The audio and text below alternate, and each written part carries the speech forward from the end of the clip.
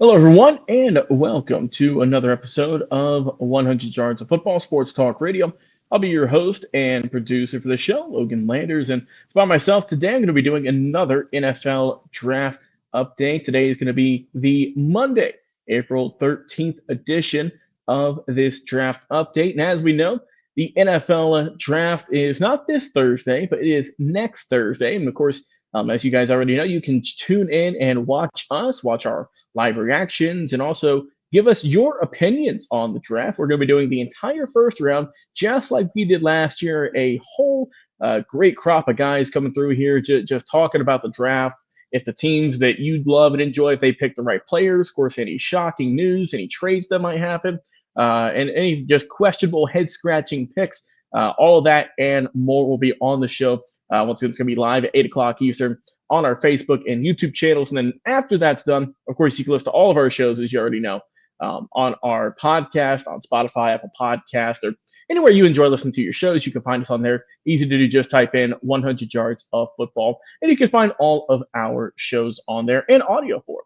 So what I'm going to do today in this edition of the Draft News Update is I'm going to go to the home team here. Of course, we film live out of Atlanta, and we're going to look at the Falcons and actually have not more so analysis, but I'm going to pose a question to the fans out there watching and listening about of these three players, who should the Falcons draft? So we're going to look at these three. I found just three mock drafts online that have three differing opinions for who the Falcons should go with at their pick, which is going to be number 15 in this year's draft. So without further ado, let's go ahead and get into this one. The first option that I will present to y'all is going to be from the University of Georgia, edge rusher Mykel Williams. We know that the Falcons in recent years have kind of struggled at the pass rushing position. They had a little bit of a good run last year towards the end of the season.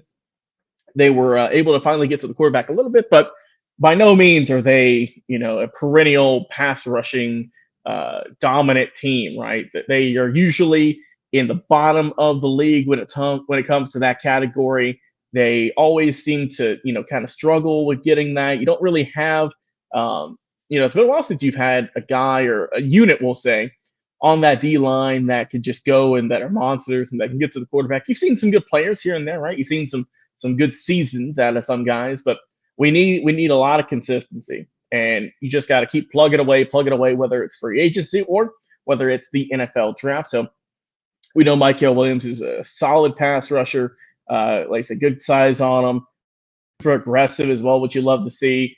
And definitely could be someone who, if they pick him at 15, could really develop and work on that D line, which the Falcons need help with. So that is option number one for who the Falcons could possibly go with there in their 2025 mock draft. Now, we're going to also be keeping it here at the University of Georgia, and there is a theme. These are all defensive players because, as you know, if anyone who's watched the team knows, that is their biggest issue is on the defensive side. So it would make sense in a lot of people's eyes, in my eyes as well, and all these mock drafts I've been reading, that they are going to go on the defensive front.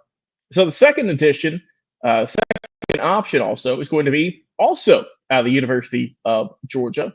This one's not going to be on the D line. This is going to be a little bit back, and this one's going to be at the linebacking spot. University of Georgia's own Jalon Walker. So, Jalon Walker, we know he's a good hybrid player. He can play linebacker. He can also rush too, which is also great. He's got good speed, just a great talent as well, and someone who, look, he's versatile. He's versatile. If you can coach him right, if you can get him on the right track, if you can just say, hey, look, you really just say, stand here, do this, do that, and really just coach him up. A super talented player. And I know a lot of people think he might go earlier than 15, but it was interesting. I saw on this website that they mentioned that he could fall to the Falcons pick. So maybe Jalon Walker could be, but I mean, you guys see the trend of back-to-back Georgia players.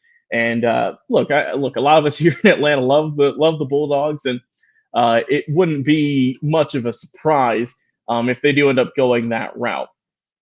Now, the third option I'll present, and I'll give my thoughts and opinions on all these three afterwards, is going to be a cornerback. This one is going to be out of the University of Michigan, go Big Blue. That's going to be Will Johnson, the cornerback out there. And look, Arthur Blank has said this is going to be he said it's a direct quote here. I'm reading off NFL.com. The emphasis on the draft will certainly be on the defensive side of the ball. I think that's pretty obvious to everyone. So if the owner of the team is saying it's pretty obvious it's going to be defense, boy, would it be shocking if they went offense again. But with Will Johnson, we know tremendous, just can absolutely ball. 4.40 like speed. He's got tremendous, just man-to-man coverage. Can do some good work in zone. He's got the long legs that can have him play catch up if he needs it.